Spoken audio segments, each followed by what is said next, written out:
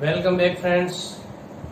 આપણે સપુષ્પી વનસ્પતિમાં લિંગી પ્રજનન એ જે ચેપ્ટર છે એમાં આપણે છેલ્લે વાત કરી હતી. એમાં માદાજન્યજનક અવસ્થા વિશેની એમાં ચર્ચા આપણે પૂરી કરી હતી કે મહાબીજાણુ જનન અને અંડકની રચના કઈ રીતે, અંડક કે ભ્રૂણપુટનું નિર્માણ કઈ રીતે થાય છે, આ બધી બાબતની આપણે એમાં ચર્ચા કરી ચૂક્યા છીએ. હવે એમાં આગળ જે વાત કરીએ એ છે પરાગનયનની પ્રક્રિયા.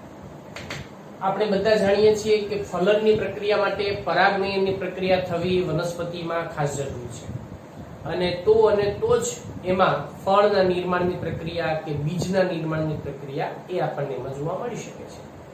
જો પરાગનયન ન થાય તો એમાં એક દ્રષ્ટિએ પાકનું જે ઉત્પાદન છે એ ઉત્પાદનમાં પણ ઘટાડો આવી શકે છે.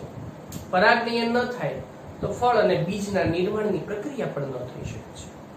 કેટલીક વનસ્પતિને આપણે અપવાદ રૂપે બાદ કરીએ અસંયોગી જનનની પ્રક્રિયા જો આપણે એને ગણીએ તો બાકીની સપુષ્પી વનસ્પતિની અંદર પરાગનયનની પ્રક્રિયા એ ફળ અને બીજના નિર્માણ માટે થવી ફરજિયાત જરૂરી છે. એટલે સપુષ્પી વનસ્પતિની અંદર પરાગનયનની પ્રક્રિયા જે છે એ આવશ્યક પ્રક્રિયા છે. બીજું આપણે એ પણ જાણીએ છીએ કે વનસ્પતિની અંદર જે પુષ્પની અંદર એમાં જે તે નર અને માદા જન્યુઓ જે છે એ અલગ અલગ સ્થાન ઉપર આપણને ઉત્પન્ન થતા જોવા મળતા હોય છે, બરાબર. અને એ બંનેને એક સાથે પણ જોડાણની પ્રક્રિયા પણ થવી જરૂરી છે. એટલે જે સપુષ્પી વનસ્પતિમાં નર જન્યુ અને માદા જન્યુ, બરાબર, નરજન્યુ અને માદાજન્યુ જે અનુક્રમે નરજન્યુ ક્યાં ઉત્પન્ન થાય તો કે પરાગરજમાં. પરાગરજ ક્યાં ઉત્પન્ન થાય તો કે પરાગાશયમાં, બરાબર. પરાગાશય એ પુકેસરનો ભાગ છે જે નર પ્રજનન અંગ તરીકે વર્તે છે. એવી જ રીતે માદાજન્યુ એટલે નરજન્યુ તો કે પરાગરજમાં, એટલે અનુક્રમે પરાગરજ અને માદાજન્યુ ક્યાં તો કે અંડક, અને અંડકમાં પણ શું હોય, એમાં ભ્રૂણપુટ, બરાબર. એમાં માદાજન્યુ ઉત્પન્ન થાય છે. માદાજન્યુ એટલે કોણ તો કે અંડકોષ. અંડકોષને આપણે માદાજન્યુ તરીકે ઓળખી શકીએ છીએ. અને એ ક્યાં ઉત્પન્ન થાય છે તો કે ભ્રૂણપુટમાં. એટલે નરજન્યુ પરાગરજમાં અને માદાજન્યુ ભ્રૂણપુટમાં નિર્માણ પામે છે, બરાબર. ત્યાં આપણને એ નિર્માણ પામે છે. અને બીજી એક જાણવા જેવી વાત એ છે કે લીલની અંદર અને ફૂગમાં તેમાં શું હોય છે કે ભાઈ, અને સસ્તન વર્ગના પ્રાણીઓમાં એ પ્રાણીઓની વાત થઈ, પણ વનસ્પતિની અંદર વાત કરીએ તો લીલ ફૂગમાં સામાન્ય રીતે એમાં જન્યુઓ જે છે એ ચલિત હોય છે, એટલે કે ચલ જન્યુ તરીકે વર્તી શકાય. પણ અહીંયા આ બંને નર અને માદા એ બંને જન્યુ જે છે અને તે બંને અચલિત છે. કેવા છે? અચલિત છે. તો હવે આ બંને જો ભેગા થાય તો જ ફલનની પ્રક્રિયા થવાની છે.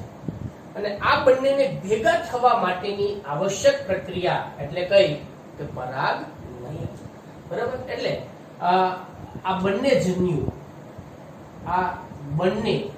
જન્યુઓ ફલન ક્રિયા માટે એ સંયોજવા, બરાબર, અથવા તો બંને એના માટે એ બંને ભેગા થવા એ જરૂરી છે, બરાબર. એ જરૂરી છે. અને તેના માટે પરાગનયનની ક્રિયા એ એમાં અગત્યનો ભાગ ભજવે છે, બરાબર. અગત્યનો ભાગ એના માટે એ ભજવે છે. એટલે આવી રીતે જન્યુઓનું જે વહનની પ્રક્રિયા છે એના માટે ફરજિયાત જે પ્રક્રિયા થાય એ છે પરાગનયન. તો હવે એમાં જો આપણે પરાગનયનની વ્યાખ્યા જો કરવી હોય તો આપણે પરાગનયનની વ્યાખ્યામાં શું કહી શકાય છે તો કે ભાઈ વનસ્પતિના પુષ્પના પરાગાશયમાં ઉત્પન્ન થતી કોણ? પરાગરજ નું ક્યાં તો કે સ્ત્રી કેસરના પરાગાશય શન પર સ્થાપિત થવાની ક્રિયાને, બરાબર, અથવા તો સ્થાપન થવાની જે ક્રિયા છે એ થવાની ક્રિયાને શું કહેશું આપણે? તો કે પરાગનયન તરીકે ઓળખી શકાય. અને બાળકો, તમે બધા જાણો છો કે વનસ્પતિમાં જે પરાગનયનની પ્રક્રિયા છે એ પરાગનયનની ક્રિયા માટે વનસ્પતિ દ્વારા કેટલીક વિશિષ્ટ પ્રકારનું એમાં અનુકૂલન પણ સાધવામાં આવ્યું છે, બરાબર. કેટલીક વિશિષ્ટ અનુકૂલનો પણ આપણને જોવા મળે છે કે પરાગનયનની ક્રિયા થવા માટેમાં જરૂરી હોય. ઉદાહરણ તરીકે જો વાત કરીએ આપણે, દલપત્રનો રંગ તો એ શું છે? તો અનુકૂલન છે. કેવી રીતે? કીટકોને આકર્ષવા માટે. કેટલીક વનસ્પતિમાં નિપત્ર પણ રંગીન બનતા હોય છે. તો નિપત્ર શું કામ કરે? તો કે એ રંગીન શા માટે બને? તો કીટકોને આકર્ષવા માટે. તો એ શું થયું? તો કે એક પ્રકારનું અનુકૂલન થયું છે. એટલે આ પરાગનયનની ક્રિયા માટે આપણને વનસ્પતિ જે છે એ વનસ્પતિમાં કેટલાક વિશિષ્ટ અનુકૂલન પણ જોવા મળે છે, બરાબર. એની અંદર અનુકૂલન પણ એમાં જોવા મળે છે. એટલે અને બીજી વસ્તુ કે પરાગરજ જે છે, પરાગરજ આપણે શું વાત કરી? ભાઈ પરાગાશયમાંથી જે પરાગરજ ઉત્પન્ન થાય છે એ પરાગાશય ઉપર આવે તો આમને આમ તો નથી આવી જવાની, તો એને ત્યાં આપણે લઈ જવાની છે. તો લઈ જવા માટે આપણે કંઈક પણ વસ્તુને એક બીજી જગ્યાએ લઈ જવી હોય તો એના માટે વાહકની જરૂર પડે, કે કોઈ વાહક કે જે એને એકથી બીજી જગ્યાએ લઈ જતા હોય છે. તો એ જ વાત થઈ. તો આ પરાગરજ જે છે એ પરાગરજના વહન માટે એમાં વાહક જે છે એ વાહક જરૂરી છે. અને આ વાહક તરીકે, બરાબર, આમાં વાહક તરીકે પાણી હોય, પવન હોય, કીટકો હોય, પક્ષીઓ હોય, પ્રાણીઓ હોય, આ બધા જ એમાં અગત્યનો ભાગ ભજવે છે. વગેરે ઘણા બધા હોય આ રીતના વાહકો, એમાં એ અગત્યનો ભાગ ભજવે છે. તો આ જે આખી પ્રક્રિયા છે પરાગનયનની, એ પરાગનયન માટેની જે કેટલીક વિશિષ્ટ બાબતો જે છે એના વિશે આપણે વાત કરીએ. હવે આ વાહકોની મદદ વડે અને જે તે વનસ્પતિની અંદર પુષ્પના કે એ પરાગનયન માટેના સ્ત્રોતને અનુલક્ષી પરાગનયનના જુદા જુદા પ્રકાર પાડવામાં આવતા હોય છે. તો એ પરાગનયનના કઈ રીતના અને કેટલા પ્રકાર પાડવામાં આવતા હોય છે, બરાબર, કોના આધારે? તો કે એ જે કોઈ પણ વનસ્પતિનું જે પુષ્પ છે, પુષ્પના ને એના સ્ત્રોતના આધારે એના પ્રકાર પાડવામાં આવે છે. તો એના વિશે હવે એમાં આપણે આગળ ચર્ચા કરીએ. પરાગનયનના પ્રકારો, બરાબર, કોના આધારે? તો એના સ્ત્રોતના આધારે. તો એના વિશેની એક આપણે અહીંયા સેન્ટેન્સ લખીએ કે પરાગનયન માટે સ્ત્રોતના આધારે એના જે જુદા જુદા પ્રકાર છે એ પ્રકારો વિશેની આપણે વાત કરીએ. જેમાં સૌથી પહેલો પ્રકાર, બરાબર, સૌથી પહેલો પ્રકાર, તો જો પરાગનયનના મુખ્યત્વે બે પ્રકાર છે, એક તો સ્વપરાગનયન અને પરપરાગનયન. પણ અહીંયા એમાં તમને એના ત્રણ પ્રકારો જે છે અલગ અલગ રીતે દર્શાવેલા છે. તો એને આપણે સમજવા માટે અહીંયા ત્રણ પ્રકારોની જુદી જુદી રીતે જ આપણે વાત કરશું. એમાંનો જે સૌથી પહેલો પ્રકાર છે એ છે સ્વફલન, બરાબર. પહેલો પ્રકાર સ્વફલન. સ્વફલન એ વાસ્તવિક રીતે સ્વપરાગનયનની પ્રક્રિયા છે. આટલું યાદ રાખજો, સ્વપરાગનયનની પ્રક્રિયા છે. સ્વપરાગનયન એટલે શું? તો કે એક જ વનસ્પતિ ઉપરના જે પુષ્પ છે એ પુષ્પનું એ જ વનસ્પતિના એક જ પુષ્પ કે અન્ય પુષ્પ માં થતા પરાગનયનની પ્રક્રિયાને સ્વફલન કહેવાય. સ્વપરાગનયન કહેવાય. પરપરાગનયન એટલે શું? તો કે એક વનસ્પતિનું પરાગરજ અન્ય વનસ્પતિની પરાગરજ ઉપર, પરાગાસન ઉપર સ્થાપિત થાય તો એને આપણે પરપરાગનયન તરીકે કહીશું. તો એના માટે અહીંયા જે આપણે વાત કરશું સ્વફલન વિશે, જે વાસ્તવિક રીતે સ્વપરાગનયનનો જ પ્રકાર છે. તો સ્વફલન એટલે શું? કે વનસ્પતિમાં એક જ પુષ્પ ની પરાગરજ તે જ પુષ્પના પરાગાશન પર સ્થાપિત થાય તો તેને સ્વફલન તરીકે ઓળખવામાં આવે છે. એક જ પુષ્પ અને એ પુષ્પમાં આવેલા બંને આ એક વસ્તુ ખાલી ધ્યાન રાખજો, આ ત્યારે જ શક્ય બને જો પુષ્પ ઉભયલિંગી હોય. બરાબર, ઉભયલિંગી પુષ્પ હોય તો જ આ શક્ય બને, બાકી બનતું નથી. એટલે એના વિશે એક વાત હું અહીંયા ખાસ એમાં એક સેન્ટેન્સ આપણે લખીએ કે આ ક્રિયા ઉભયલિંગી પુષ્પમાં જ થાય છે. બરાબર, આ ક્રિયા ઉભયલિંગી પુષ્પમાં જ થાય છે. અને એક ખાસ વસ્તુ યાદ રાખવી કે હવે તમે જ વિચારો ભાઈ, એક જ પુષ્પની પરાગરજ તેના ને એના જ પુષ્પના સ્ત્રી કેસરના પરાગાસર ઉપર સ્થાપિત થાય તો આ કન્ડિશન માટે બે બાબત હોવી અગત્યની જરૂર છે. સૌથી પહેલી, કાં તો એનું જે પુષ્પમાં જે એનું જે પરાગ પુંકેસર છે એ પુંકેસર અને સ્ત્રી કેસર બંને એક જ સમયે ઉત્પત્તિ થવા જોઈએ. બીજું, બંને એકબીજાની નજીક હોવા જોઈએ. ત્રીજું, બંને એક જ સમયે પરિપક્વ બને.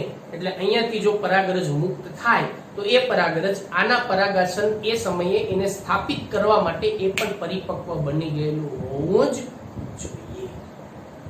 તો જ આ શક્ય બનવાનું છે. અહીંયાથી પરાગરજ ઉત્પન્ન થઈ છે, મુક્ત થઈ ગઈ છે, પણ આની હજી સ્ત્રી કેસર વિકસિત જ ન થયું હોય તો પછીની પરાગરજ તો અહીંયા સ્થાપિત ન થાય ને.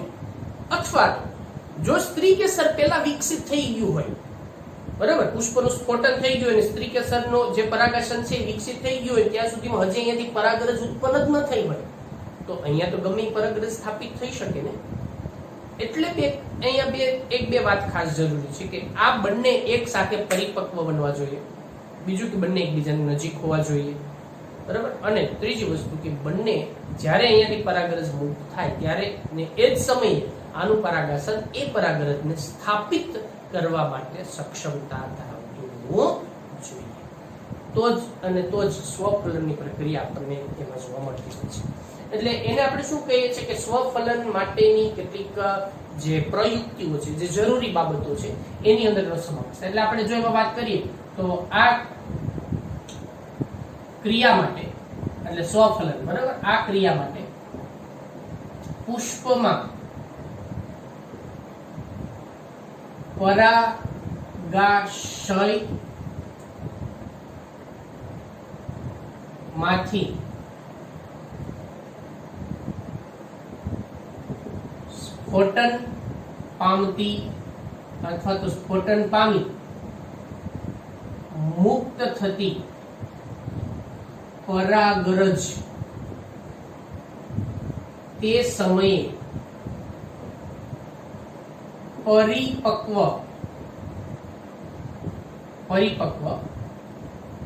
પરાગાસન પર સ્થાપિત થવી જોઈએ.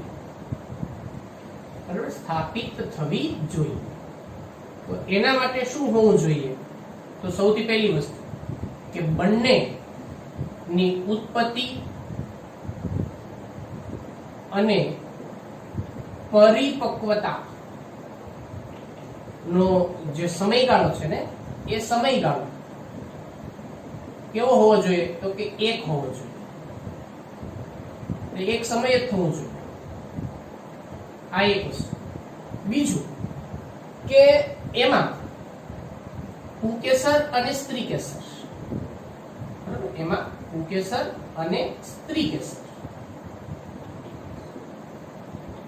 અને ખાસ કરીને સ્ત્રી કેસરમાં પણ કોણ? તો કે એનું પરાગાસન જે એકબીજાને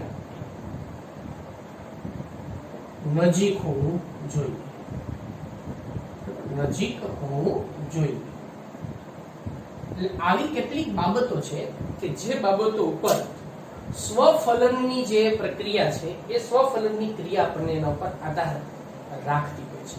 એટલે આ બાબતો સ્વફલનની પ્રક્રિયા જેમાં પરાગરજની જે મુક્તિ અને પરાગાસનની જે ગ્રહણશીલતા છે, બરાબર, એ ગ્રહણશીલતા એક જ સમય હોવી જોઈએ. એટલે જેવી અહીંયાથી એ મુક્ત થાય બરાબર એ સમયે અહીંયા સ્થાપિત થવી જોઈએ. બરાબર, સ્થાપિત ક્યારે થાય? જ્યારે બંનેની ગ્રહણશીલતા એક સમયે હોય તો. એટલે આ પ્રક્રિયા જે છે એને આપણે સ્વફલન કહી શકાય. હવે કેટલીક વનસ્પતિમાં સ્વફલન માટેની કેટલીક પ્રયુક્તિઓ જે છે એ પ્રયુક્તિઓ એની અંદર આપણને જોવા મળતી હોય છે. તો એના વિશેની આપણે વાત કરીએ. હવે એમાં વનસ્પતિમાં સ્વફલન માટે એમાં કેટલીક પ્રયુક્તિઓ જોવા મળે છે. વનસ્પતિ દ્વારા કેટલીક પ્રયુક્તિઓ એની અંદર આપણને જોવા મળે છે અને એ પ્રયુક્તિઓ વિશેની હવે એમાં આપણે ચર્ચા કરીએ કે સ્વફલન માટેની પ્રયુક્તિ. પ્રયુક્તિ એટલે શું? તો કે વનસ્પતિ જે છે એ વનસ્પતિ પોતે એવો કંઈક વિકલ્પ પોતાનામાં ઊભો કરે કે જેથી કરીને એમાં સ્વફલન જ થાય, પરફલન જ થાય.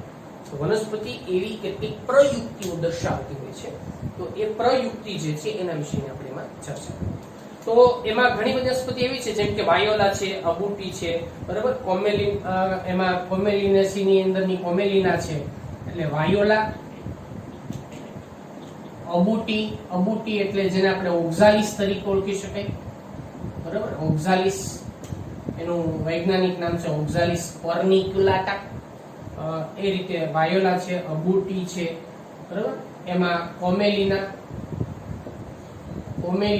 કોમેલિનાને આપણે ગુજરાતી ભાષામાં શીશ મૂળી તરીકે ઓળખી શકાય અને તળપદી કાઠિયાવાડી ભાષામાં આપણે ખેતરવાડીમાં જે એમાં ઉગે ને જેને આપણે હેહ મૂળી કહીએ છીએ, ઓળું નોળું ઘણા કહેતા હોય, ઈ નોળું કે હેહ મૂળી એ જ આ કોમેલિના છે.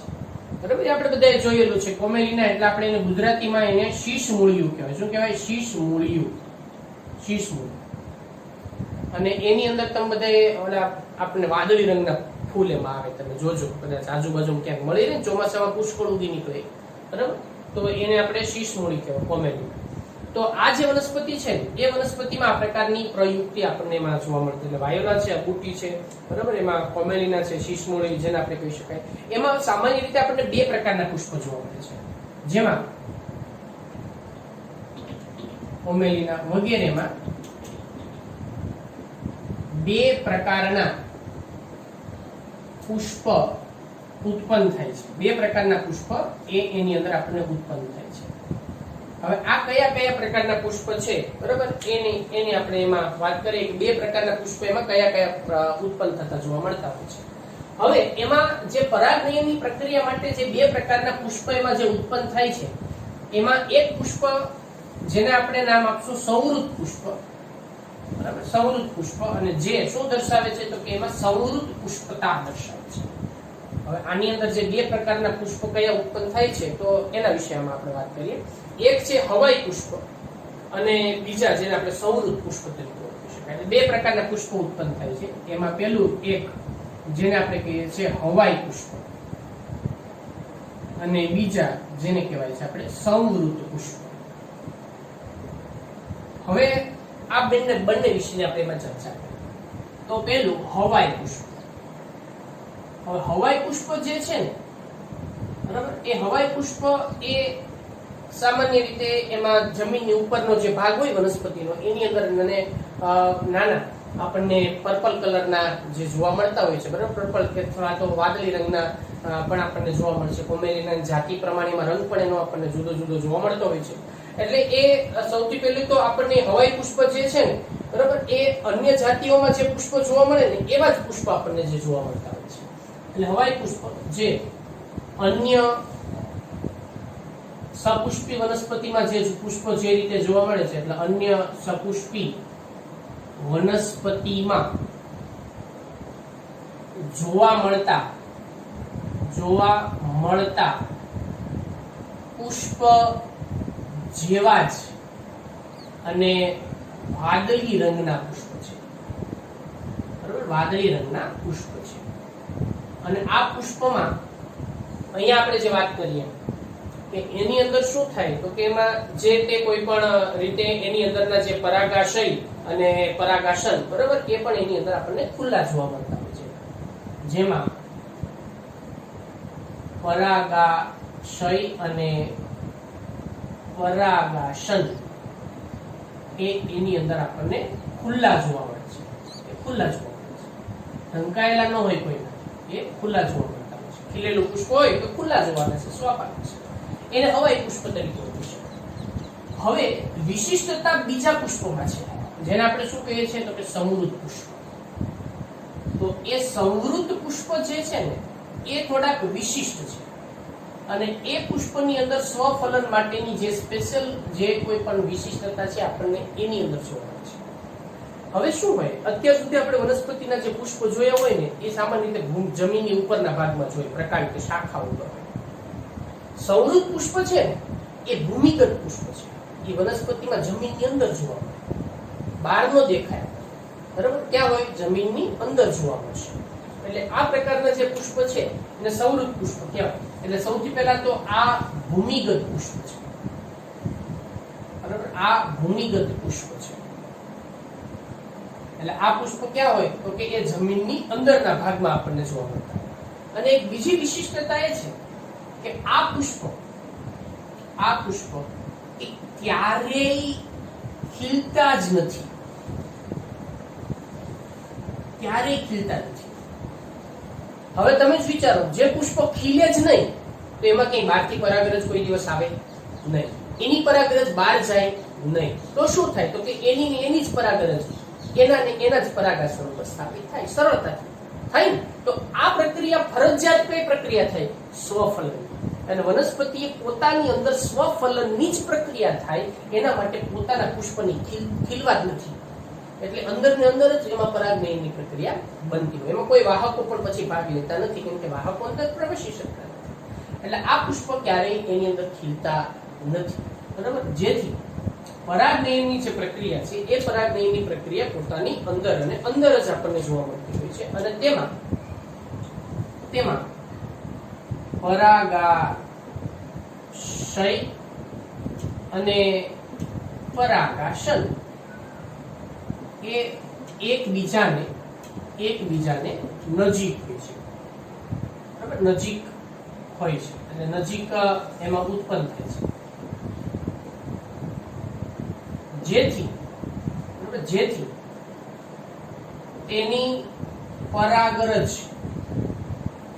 તેની પરાગરજ એ તેના જ પરાગાશન પર સ્થાપિત થાય અને પરાગનયનની પ્રક્રિયા સરળતાથી એની અંદર આપણને શું જોવા મળે છે કે સ્વફલન જોવા મળે છે, જેથી તેમાં સ્વફલન જોવા મળે છે. સ્વફલન જોવા મળે છે. એમાં પરફલન ક્યારેય થતું નથી, કેમ કે ખીલતા જ નથી, બરાબર? એટલે તેમાં પરફલન ક્યારેય થતું નથી.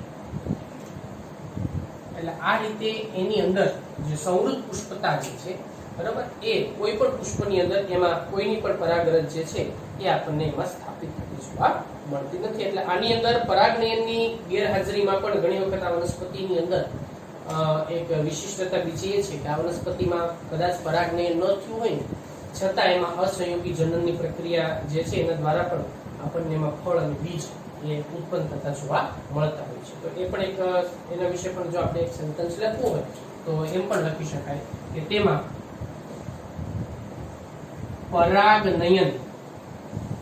પરાગનયનની ક્રિયા વગર પણ ફળ અને બીજ એ એમાં નિર્માણ પામે છે, એને આપણે સામાન્ય રીતે આપણે આગળ વાત કરીએ અસંયોગી જનન તરીકે પણ ઓળખી શકાય છે. એટલે આ રીતે સ્ત્રી કેસર અને જે પુંકેસરની જે વિશિષ્ટતા આપણને જે જોવા મળે છે એ આ રીતે એમાં ખીલવાની જે આખી પ્રક્રિયા છે એ ખીલવાની પ્રક્રિયા જેમાં બંધ થઈ જાય છે.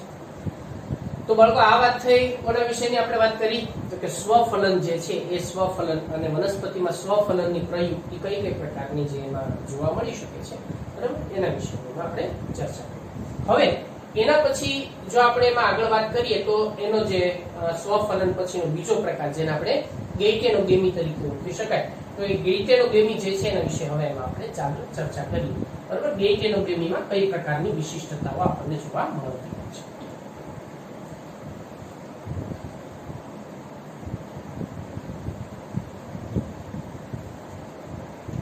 ચલો હવે એના પછી પહેલો પ્રકારની વાત પૂરી થઈ સ્વફલન. હવે એમાં આપણે વાત કરશું બીજો પ્રકાર, જેને આપણે ગેઇટેનોગેમી તરીકે ઓળખવામાં આવે છે.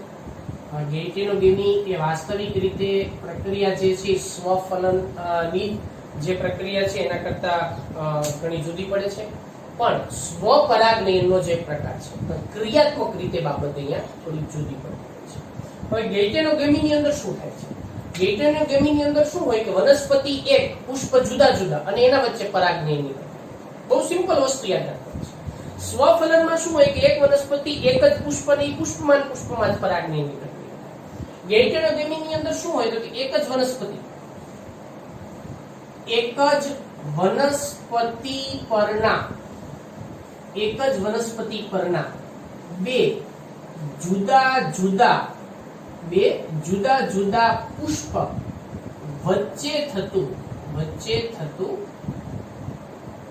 વચ્ચે જો પરાગનયનની ક્રિયા થાય, જો પરાગનયન એની ક્રિયા થાય તો તેને શું કહેવામાં આવે છે તો કે ગેઇટેનોગેમી કહે છે. એટલે આને કહેવાય ગેઇટેનોગેમી. એટલે વસ્તુ શું થઈ ભાઈ તો કે એક જ વનસ્પતિ પરના બે જુદા જુદા પુષ્પ. બરાબર. એટલે અહીંયા આપણે ફરજિયાત વાહકની જરૂર પડે જ, કેમ કે પરાગરજને એક બીજા પુષ્પ ઉપર લઈ જવાની છે. એટલે અહીંયા એમાં વાહકની જરૂર જે છે એ વાહકની જરૂર એની અંદર પડવાની છે. એટલે કાર્યાત્મક રીતે આ પરપરાગનયનની પ્રક્રિયા છે. યાદ રાખજો, કાર્યાત્મક રીતે આ પરપરાગનયન છે. કાર્યાત્મક રીતે એ પરપરાગનયનની ક્રિયા છે. શા માટે ભાઈ? કેમ કે પુષ્પ તો જુદું જ થઈ ગયું ને, તો પુષ્પ જુદું થઈ ગયું એટલે આપણે એને પરપરાગનયન કહીએ છીએ. કાર્યાત્મક રીતે પરપરાગનયન છે, પણ જનીનિક રીતે તો એક જ છે. શા માટે? કેમ કે વનસ્પતિ એક જ છે અને એ જ વનસ્પતિના પુષ્પ એના જ વનસ્પતિને બીજા પુષ્પ ઉપર પરાગનયનની પ્રક્રિયા કરે. એટલે જનીનિક રીતે તો એક જ આપણને જોવા મળે છે, પણ કાર્યાત્મક રીતે આ પરાગનયન જે છે આપણે પરપરાગનયન તરીકે ઓળખી શકાય. બરાબર. પણ જેવા વાહકો જે છે ભાગ લેતા હોય જનીનિક રીતે એની અંદર આપણને સામ્યતા જોવા મળે છે. એટલે તેમાં વાહકો ભાગ લે છે અને બીજી ખાસ એક વિશિષ્ટતા એ છે કે તેમાં એટલે તે જનીનિક રીતે સામ્યતા ધરાવે છે. શા માટે? કેમ કે એક જ વનસ્પતિ પરના બે જુદા જુદા પુષ્પો વચ્ચે આ પ્રક્રિયા થાય છે. બસ આ વસ્તુ ગેઇટેનોગેમી તરીકે ઓળખવામાં છે. હવે એનો ત્રીજો પ્રકાર, બરાબર, ત્રીજો પ્રકાર જે છે એને આપણે ઝેનોગેમી તરીકે ઓળખી શકાય, જેને આપણે પરવશ તરીકે ઓળખવામાં આવે છે. એટલે એના પછીનું છે પરવશ. બરાબર, જેને આપણે ઝેનોગેમી તરીકે ઓળખવામાં આવે છે. અંગ્રેજીમાં આપણે એને ઝેનોગેમી અને ગેઇટેનોગેમી તરીકે જેમ નામ આપ્યું છે એમ આને આપણે ઝેનોગેમી તરીકે ઓળખવામાં આવે છે. પણ ઝેનોગેમી એટલે શું? તો ઝેનોગેમી એટલે પરપરાગનયન, બસ બીજું કશું જ નહીં યાદ રાખવાનું. ઝેનોગેમીની પ્રક્રિયા જે છે એ શેની પ્રક્રિયા છે તો કે પરપરાગનયનની પ્રક્રિયા છે. ઝેનોગેમીની પ્રક્રિયાની અંદર આપણને સામાન્ય રીતે શું જોવા મળે છે? હવે એના વિશેની આપણે વાત કરીએ. ઝેનોગેમીની અંદર એક વનસ્પતિની પરાગરજ પુષ્પમાંની જે પરાગાશયમાંથી ઉત્પન્ન થતી પરાગરજ અન્ય વનસ્પતિના પુષ્પના પરાગાસન ઉપર સ્થાપિત થાય સ્ત્રી કે સત્તા. તો બે વનસ્પતિ જુદી જુદી થઈ ગઈ. જો ત્રણેયમાં ડિફરન્ટ યાદ રાખજો. એક જ વનસ્પતિનું એક જ પુષ્પમાં થતી પરાગનયન, એક જ વનસ્પતિ પર બે જુદા જુદા પુષ્પ વચ્ચે પરાગનયન, અને ત્રીજું બે જુદી જુદી વનસ્પતિના પુષ્પ વચ્ચે થતી પરાગનયન. એને આપણે શું કહેશું? પરવશ અથવા તો ઝેનોગેમી તરીકે ઓળખવામાં આવે છે. એટલે આની અંદર પરાગાશયમાંથી પરાગરજનું જે કોઈ પણ એમાં સ્ફોટનથી વહન થાય એ અન્ય વનસ્પતિ એટલે એક વનસ્પતિના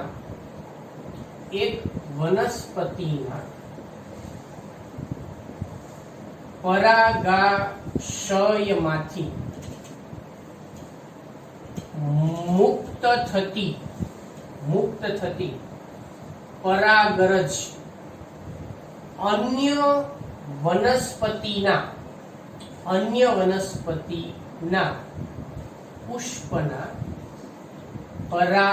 પુષ્પમાં જે સ્ત્રી કેસર છે, સ્ત્રી કેસરના, આમ તો પુષ્પ કરતા આપણે સ્ત્રી કેસર લખીએ, વનસ્પતિના પુષ્પમાંના સ્ત્રી કેસરના પરાગાસન પર સ્થાપિત થાય છે અને અહીંયા ફલન પ્રક્રિયા આપણને જે જોવા મળે એટલે એને આપણે શું કહેશું? પરવશ અથવા તો એને આપણે ઝેનોગેમી તરીકે ઓળખવામાં આવે છે, જે વાસ્તવિક રીતે પરપરાગનયનની પ્રક્રિયા છે. એટલે જે પરપરાગનયનની પ્રક્રિયા છે. અને બીજી વસ્તુ લાક્ષણિકતા ખાસ એ છે કે અહીંયા બંને વનસ્પતિ જનીનિક રીતે પણ ભિન્નતા ધરાવે છે. બરાબર, જેમાં આ વનસ્પતિ એ જનીનિક ભિન્નતા એ ધરાવે છે. તો આનાથી આપણે ખેતીવાડીની અંદર જો આપણે વાત કરીએ અથવા બાગાયત વિદ્યાની અંદર જો આપણે વાત કરીએ તો આ પરાગનયનની પ્રક્રિયાને પરિણામે એમાંથી આપણે નવી નવી જે જાતિઓ છે સંકરણ કરાવી પરાગનયનની પ્રક્રિયા જેને આપણે હાઇબ્રિડાઇઝેશન તરીકે ઓળખીએ છીએ. તો એના માટે આ પ્રક્રિયા એમાં ખાસ અગત્યનો ભાગ ભજવે છે. બરાબર, તો એની વિશે પણ આપણે એમાં ઉલ્લેખ કરીએ કે બાગાયતી વિદ્યા અને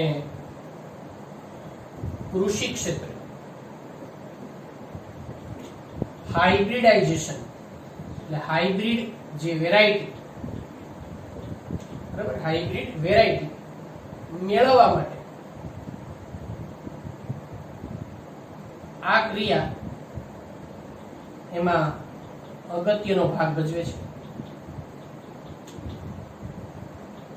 અને જેને હાઇબ્રિડાઇઝેશનની પ્રક્રિયાને પરિણામે આપણે વનસ્પતિની નવી જે જાતિ છે એ નવી જાતિ વિકસાવી શકાય છે.